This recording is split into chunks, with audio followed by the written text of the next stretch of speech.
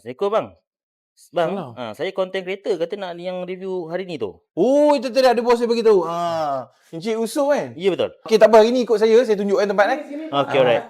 Okey, untuk hook awal, kau kena shoot benda ni je. Kau kena cakap pasal benda ni 30 saat tau. Aku cerita pasal benda ni je. Okey? Okey, 30 saat Alright, boleh. Okey, Cik Yusof. Cik Yusof nampak kan yang ni kan? Dua seater ni 499, 499. Coffee table ni 99 je. Okey, tak banyak, ada 5. Cik Yusof cakap je benda tu. Sebab dia sekali dalam ni. Ada shade tu pun 990 je.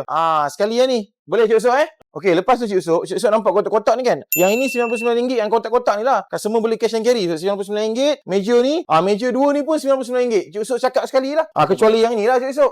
Cik Yusof dekat sikit Cik Yusof, dia nak bagi tahu. Cik Yusof ni 199 je Cik Yusof. 2 kerusi, 1 meja Cik Yusof. Cik Yusof. Yang ni pun ada sekali Cik Yusof. Yang buy one free one ni 2 biji Cik Yusof. Beli 1 tilam dapat lagi 1. Dapat 2 lah Cik Yusof. Macam yang katil dia juga. 599 sekali dengan katil semua. Sekali lah. Yang ni pun sekali katil 399 untuk single punya. Ada banyak lagi kat dalam. Cik Yusof ikut saya. Okey, boleh Cik Yusof Boleh. Bagus je Cik Yusof. Ni. Okey. Cik Yusof, meja ni sekali. Meja seramik hitam ni Cik Yusof 1199 je. Tak banyak lah, 3-4 set je lah. Cik Yusof sekali sebab section ni pun kita ada masuk juga. Okey, boleh. Okey, lepas tu ada lagi. Bang, rasanya tak boleh shoot lah bang. Kenapa? Sebab panjang sangat. Saya buat TikTok, bukan buat movie.